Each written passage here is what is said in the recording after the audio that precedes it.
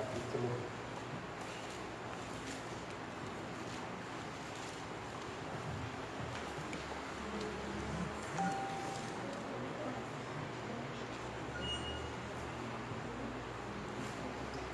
João capítulo 21.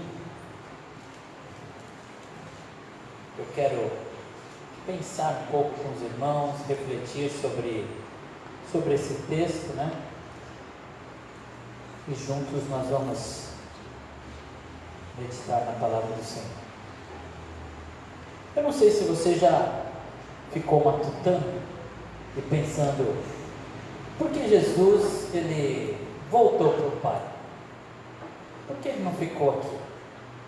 Ele ressuscitou, né, com vida eterna. Jesus poderia ter ficado na terra, né, até hoje aqui nos ensinando a palavra, nos compartilhando mais do Pai e estar conosco. Já pensou? Todo ano seminário com Jesus Cristo em Jerusalém. Vamos para lá, sendo ele o dono do ouro e da prata, né? Passagem gratuita, todo mundo, vamos lá, ficar 3 dias com Jesus em Jerusalém, aprendendo a palavra. Já pensou? Fica lá com Jesus. Mas Jesus também, ele é onipresente, não é? Pode estar em todo lugar. Então Jesus podia se transladar, né? Como foi lá com o apóstolo, né? E vir aqui, domingo no Taboão, Jesus Cristo pregando para a sua igreja. E sendo ele onipresente, né, na verdade ele poderia estar em todos os púlpitos ao mesmo tempo. Domingo Jesus estará em todas as igrejas pregando, anunciando o reino, falando do Pai, fazendo um milagre, curando, renovando, batizando com o Espírito Santo. Seria algo maravilhoso, não seria? Mas por que Jesus resolveu, não, eu vou para o Pai, vocês fiquem aí e vão tocando a vida? Porque em alguns momentos, né, ou algumas pessoas se vão das nossas vidas, seja pela morte, né, separação, ou simplesmente se mudam, vão para outro lugar, e às vezes são pessoas que são referência, que inspiram, né, que a gente quer se guiar por aquelas pessoas, e quando a gente vê, elas se foi, ou nós se fomos, né? Mudamos de lugar, tivemos que ir para outro lugar, outra cidade, ficamos sem algumas referências. Entes queridos, né? Eu me lembro que o nosso irmão André, né? A mãe dele era alguém que era uma referência na família dele. Quando a mãe se foi, eles ficaram desorientados, demoraram para se encontrar. Não só a família, mas era alguém que trazia direção da parte de Deus para muitas pessoas. E na igreja onde ela vivia, né, o pessoal ficou, e agora? O que nós vamos fazer? A pessoa se foi.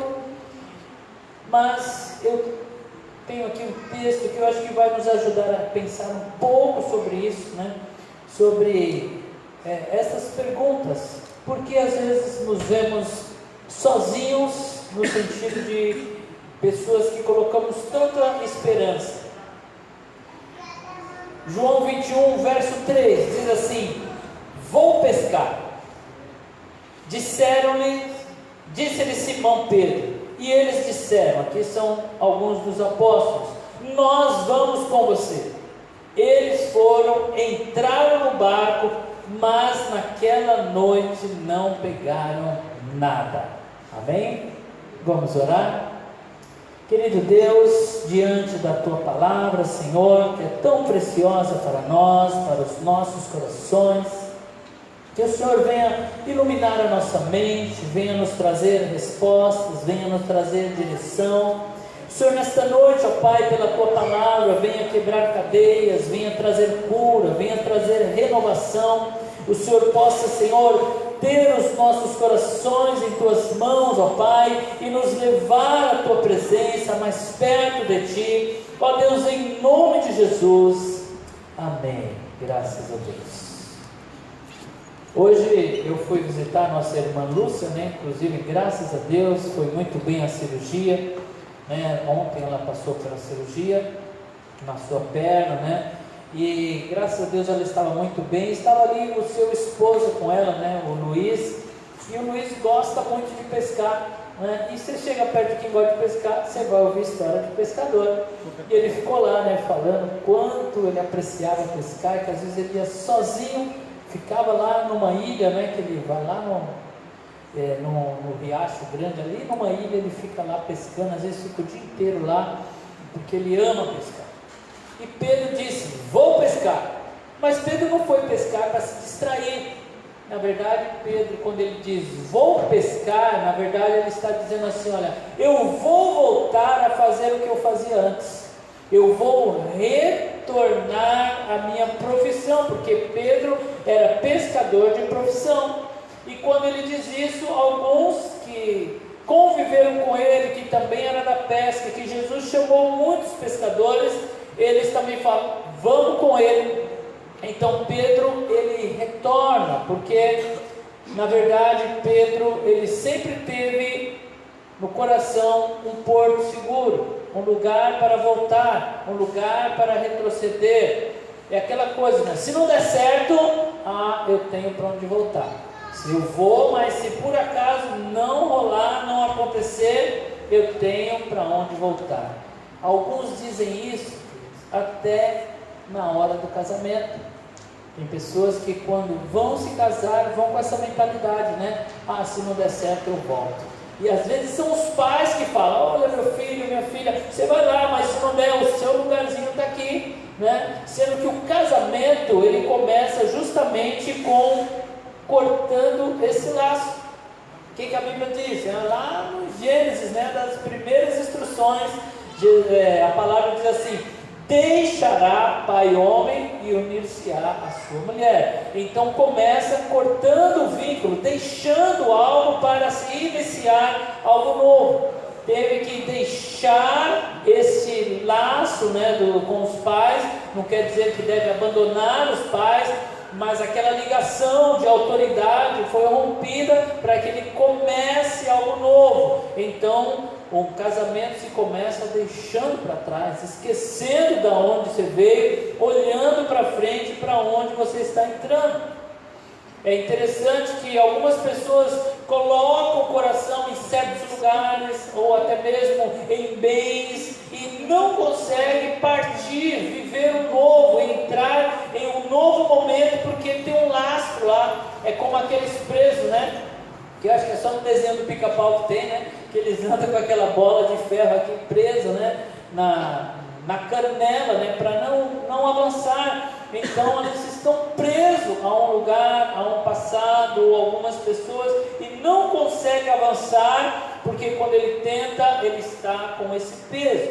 É o caso da mulher de Ló, que deixando ali às pressas a sua cidade, que seria destruída, e Deus chamando eles para um novo lugar, um novo momento. Quando ela está fugindo, a instrução de Deus era: não olhe para trás, mas ela não resistiu. Ela foi, mas o coração ficou. Em um determinado momento ela se vira, olha para trás e se torna uma estátua de sal. Também foi esse lastro, né? Não conseguir deixar o lugar da onde saiu, que levava o povo de Israel a murmurar. Quando faltava algo, o que eles diziam? Lá no Egito nós tínhamos as cebolas, nós tínhamos os alhos porós, olha, lá tinha carne. E eles esqueceram que lá também tinha um chicote, né? Tinha que eles clamaram ao Senhor pelo desespero, mas agora não, porque não conseguiram se desvencilhar para seguir à frente, para seguir adiante. Então Pedro volta, né, a fazer algo que ele já tinha deixado para trás, porque quando Jesus diz: vinde, eu farei pescador de homens, a sua pesca agora era diferente. Mas Pedro volta a pescar. É interessante o momento que Pedro faz isso. Jesus já tinha ressuscitado, e eles tinham provas disso, porque o próprio Cristo apareceu para eles, se revelou a eles, se mostrou a eles. E agora, né, Pedro, ele entendeu, né, no seu coração que ele não poderia mais continuar. Talvez o peso, né, de ter negado Jesus, Eu não sei como foi o momento que Jesus aparece, né, a eles, mas talvez Jesus não foi lá dar uma atenção para Pedro, e Pedro acho que pensou: Jesus está magoado comigo, olha o que eu fiz, não dá mais para continuar, agora eu só tenho uma solução, é retroceder. Às vezes nós não conseguimos deixar, nós avançamos para algo, mas temos lá, né, o trunfo na manga. Não, se não der certo, eu já sei para onde eu vou, eu já sei para onde eu volto. E os discípulos vão com Pedro, e a Bíblia diz que eles passaram a noite inteira pescando, mas não apanharam nada, né? O mar não estava para peixe. Eles ficaram lá à noite e não pegaram nada. E após uma noite inteira, quando eles chegam na praia, eles avistam lá um personagem que grita de lá: ei, vocês têm o que comer? Tem um peixinho aí? Eles falaram: não tenho nada. Era Jesus que estava ali, né? E ele disse: olha, vem que eu tenho algo para vocês comer aqui. E diz que João reconhece, né? Diz: olha, é o mestre. E Pedro imediatamente se lança nas águas. Alguns acham que Pedro se lançou nas águas porque ele ficou tão ansioso para chegar a Jesus, que ele foi lá correndo, nadando na frente para chegar, mas diz que os outros chegaram com o barquinho, Pedro vem depois. Eu acredito que Pedro estava tão envergonhado que ele lançou-se nas águas para se esconder, porque a Bíblia diz, porque ele estava nu, né? Ele tinha tirado a sua roupa, a sua veste, então ele se lança na água com vergonha do Senhor, mas não tendo para onde ir, ele acaba chegando a Jesus. Quando nós não entendemos o convite do Senhor, e o Senhor, quando nos chama, Ele diz para nós deixarmos tudo para seguir. Mas esse deixar, né, como alguns vão para o casamento sem conseguir deixar os seus laços, nós às vezes achamos que o reino é assim. Mas para que nós possamos avançar no reino, nós temos que entender que esse caminho não tem volta. Um exemplo de quem realmente entendeu o chamado é o profeta Eliseu. Diz a palavra que o profeta Eliseu estava arando a terra com 2 juntas de boi, ou seja, tinha 2 bois lá puxando o arado, e ele era o 12º, então tinham lá mais 11 homens arando a terra, e ele estava lá o último arando a terra, e o profeta Elias vem e coloca um manto sobre o seu ombro. Quando colocou o manto sobre o ombro dele, ele entendeu que ele estava chamando ele para o ministério profético. E Eliseu diz que ele corre atrás de Elias e diz assim: olha, espera, deixa eu ir só despedir os meus pais e eu te seguirei. E Elias diz: o que eu tenho contigo? Vai lá fazer o que você tem para fazer. Mas na verdade Elias está dizendo: o chamado não sou eu sou apenas um instrumento, quem está te chamando é o Senhor. E é interessante que Eliseu, ele vai se despedir da família, mas ele leva os bois e leva o arado, e quando chega, como é que ele se despede da família? Ele mata os bois, ele pega o arado, usa como lenha, ele faz um churrasco, né, e dá para a família, e aí ele volta para seguir o Senhor. O que Eliseu estava fazendo? Ele estava destruindo o seu porto seguro, porque agora ele tinha um outro porto seguro.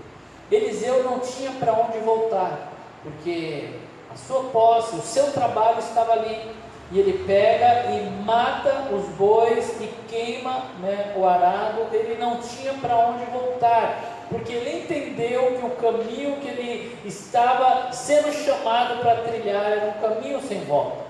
Ele não tinha mais para onde voltar. Por quê? Porque ele não precisava mais voltar. Quando nós entendemos que não precisamos mais voltar, nós conseguimos eliminar aquilo que nos prende ao passado, olhar para frente e seguir.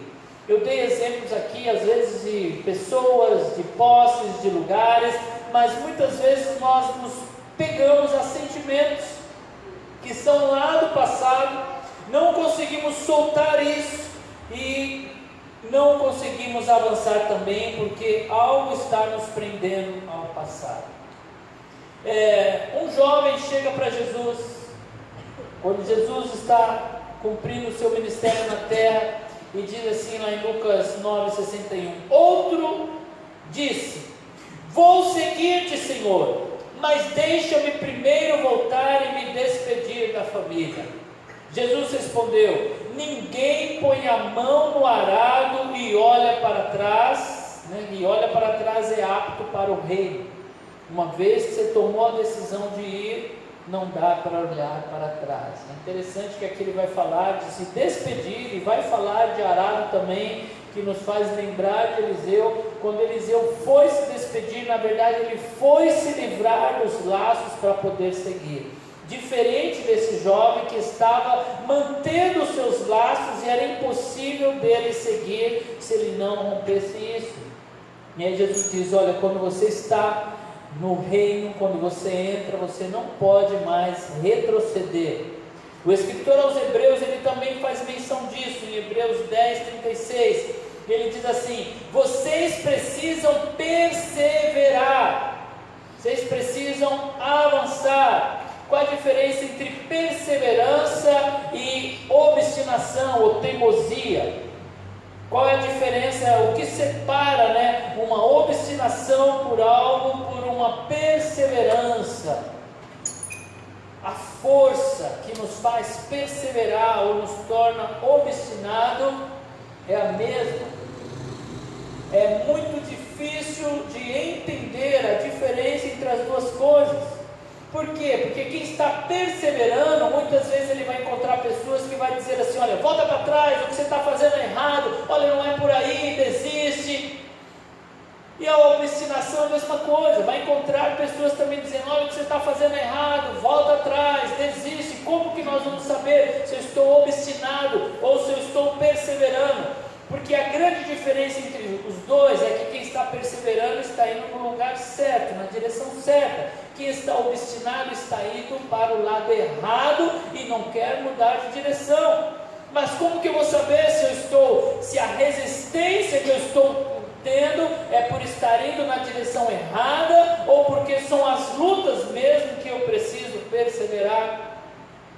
O único jeito de saber é joelho no chão, orando: Deus, sonda o meu coração, vê se estou, ó Deus, me dá direção, fala comigo, Senhor, realmente essa dificuldade que eu estou indo é para me perseverar, ou é o Senhor dizendo para mim retroceder? Mas a palavra nos diz a direção, e algumas coisas que a palavra me diz, eu já sei. Por exemplo, voltando a falar de casamento, eu devo insistir no casamento? Sim, porque a Bíblia diz que Deus odeia o divórcio. Então, quando eu estou lutando pelo meu casamento, eu estou perseverando. Por quê? Será se Deus quer que eu continue casado? Claro que sim, Ele diz na palavra que sim. Então, para algumas coisas é fácil, mas tem outras coisas que são mais sutis, então eu tenho que buscar em Deus. Deus, coloca o meu coração na direção certa. Por quê? Nós vamos enfrentar barreiras. Então Hebreus diz assim: vocês precisam perseverar, de modo que quando tiverem feito a vontade de Deus. Perseverança tem a ver com vontade de Deus, tem a ver com a direção certa. Então eu preciso entender a vontade de Deus, para aí eu colocar toda a minha força. E aí diz assim: recebam o que Ele prometeu, pois em breve, muito em breve, aquele que vem virá e não demorará. E ele continua dizendo assim: mas o meu justo viverá pela fé. Viver pela fé é viver pela palavra, porque a fé vem pelo ouvir a palavra. Por que a fé vem pelo ouvir a palavra? Porque eu não posso ter fé sem entender qual é a vontade de Deus. É a mesma coisa de perseverança e obstinação. A fé só pode ser direcionada na vontade de Deus, porque senão vai ser só o pensamento positivo. Não, vai acontecer, porque eu creio que vai acontecer. Se não for da vontade de Deus, não vai acontecer. Isso não é fé. Fé tem que estar alinhada com a vontade de Deus. Eu preciso crer naquilo que Deus me manda crer, senão eu vou ser um obstinado. E aí ele diz assim, que o justo viverá pela fé, o justo viverá pela direção de Deus, não pelo sentimento, não pela emoção, essa coisa, mas eu estou sentindo. Tudo bem, você está sentindo, mas Deus está te direcionando. Porque sentimento, queridos, é assim, momentos de tristeza, qual é o sentimento? Qual é o sentimento?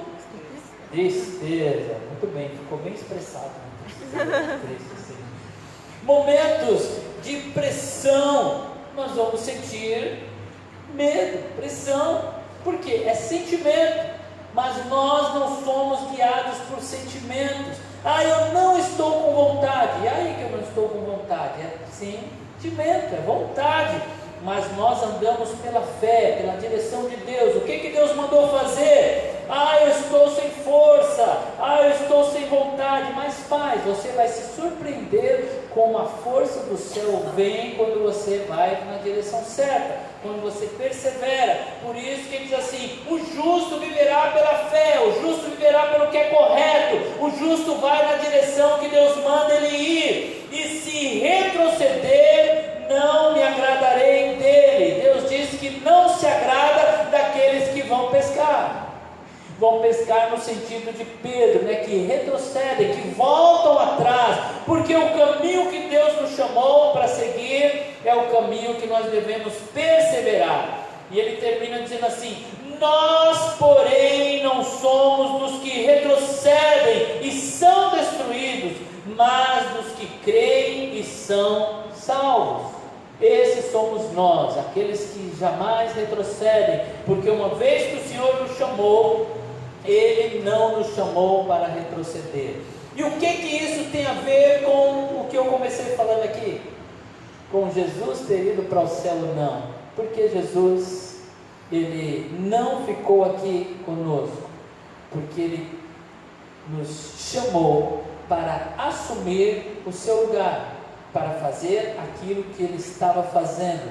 Nós nunca faríamos o que Jesus estava fazendo se Ele estivesse fazendo. Ele precisava sair de cena para que nós assumíssemos o seu papel, para que nós continuássemos fazendo o que Ele nos chamou para fazer. Por isso Ele disse assim, olha, eu preciso ir para que o Pai mande outro Consolador, o meu Espírito, o Espírito da verdade que estará com vocês, e no Espírito de Cristo nós avançamos.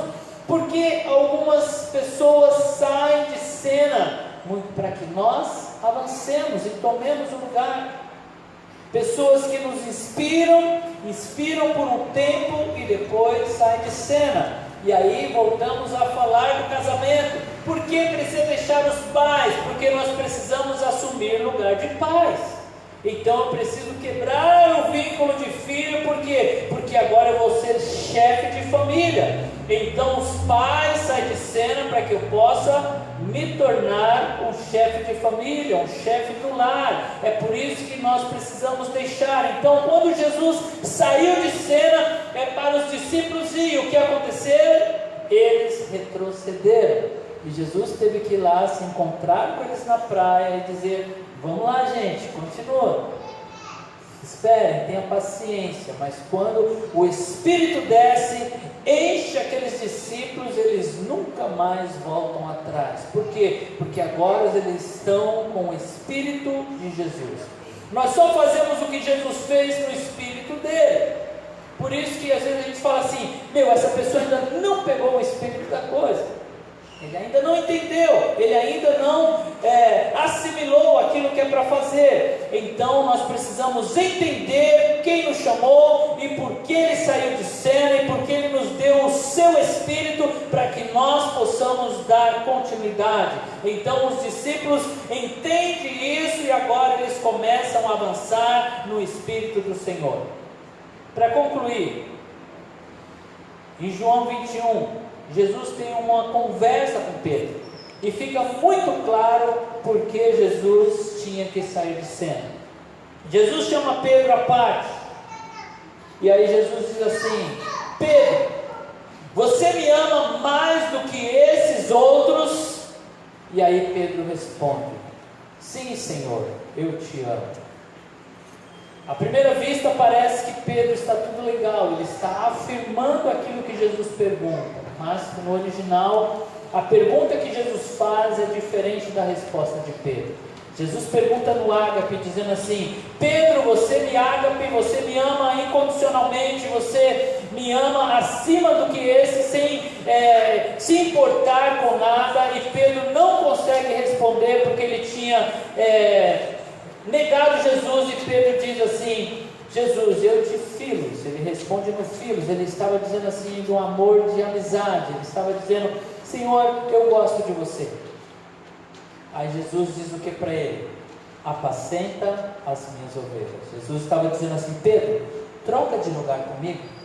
Quem era o pastor? Não era Jesus? E Jesus disse: Pedro, agora você precisa vir para onde eu estou, porque agora você vai pastorear. Eu vou sair de cena para você assumir esse lugar. E Jesus pergunta de novo: Pedro, você me ama? Agora Jesus não diz mais do que esse, ele simplesmente pergunta: Pedro, você me ama? E Pedro mais uma vez responde: sim, Senhor, eu te filos. Ele responde de novo. É como se ele dissesse: Senhor, eu gosto de você. Pedro não conseguia responder àquela altura. Ele dizia assim: olha, eu não tenho amor suficiente para te amar como o Senhor me ama. E Jesus mais uma vez diz: Pedro, troca de lugar comigo, vem para cá, apacenta as minhas ovelhas. E pela terceira vez Jesus pergunta, e nessa terceira vez a Bíblia diz que Pedro se entristece.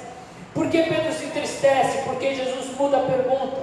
Quando Jesus pergunta a terceira vez: Pedro, tu me amas? Jesus pergunta no filho. É como se Jesus dissesse assim: Pedro, você gosta de mim? Pedro, você tem um pouquinho aí de amor por mim? E Pedro diz: Senhor, tu sabes todas as coisas, tu sabes que eu te amo. E Jesus mais uma vez diz: apacenta as minhas ovelhas. Se coloque de pé. Jesus está nos ensinando a sermos e não simplesmente seguir. Quando Jesus saiu de cena é para que nós fôssemos, para que nós assumíssemos. Independente de como está o seu coração, a sua resposta para o chamado de Jesus, Ele está dizendo: venha fazer aquilo que eu fiz. Venha amar como eu vos amei. Foi isso que Ele disse: um novo mandamento vos dou, que vocês amem uns aos outros assim como eu vos amei. Jesus, ele encontra os discípulos na praia para dizer: eu estou indo para o Pai, mas vocês precisam assumir quem vocês são. Vocês precisam entender quem vocês são e o papel de vocês, e você só vai entender quando você estiver fazendo. E aí nós começamos a entender: Senhor, por que aquela pessoa que eu contava tanto, ela saiu de cena? Porque Jesus está dizendo: vem que agora é a sua vez de fazer. Porque Deus te muda de lugar, porque Deus tira algumas coisas. Ele está nos ensinando a confiar nele, a fazer. O Pai está nos empurrando para dar os primeiros passos. Ele está dizendo: vem que agora é a sua vez, chegou o seu momento, o chamado é com você, não há como voltar atrás. Por isso o Pai vai nos empurrando para fazermos aquilo que Ele está fazendo. Deus quer dizer para você quem você é. Mais uma vez, se algo te faltou, se aquele ente querido, a mãe, o pai se foi, e você ficou tão perdido, Deus vai estar te dizendo: chegou a sua hora. Algo que você colocava no seu coração e diz: olha, sem isso eu não caminho. Deus está tirando para dizer: caminha, porque eu estou com você, eu estou caminhando com você, eu estou ao seu lado. Deus quer que você tenha segurança para avançar, autoconfiança, porque Ele está contigo. O Espírito Santo está em você, Ele está dentro de você, te chamando para frente, te chamando para avançar. Querido Deus, o Senhor nos chamou para uma conversa na praia, Senhor, porque o Senhor sabe, ó Deus, que o nosso coração, ele muitas vezes quer se ancorar em outra coisa que não é o Senhor, seja uma pessoa, seja nos bens, seja na nossa saúde, seja, ó Deus, em algo que tínhamos e foi tirado de nós, e por isso não estamos conseguindo avançar. E nesta noite o Senhor está dizendo para nós: eu tirei para que você possa crescer, para que você possa avançar, para que você possa assumir as responsabilidades. Ó Deus, nós estamos aqui para responder a este chamado. Estamos aqui, Senhor, porque não precisamos de mais nada a não ser do Teu Espírito dentro de nós, para que possamos agir no Espírito do nosso Mestre, do nosso Senhor, e nada nos faz retroceder, em nome de Jesus.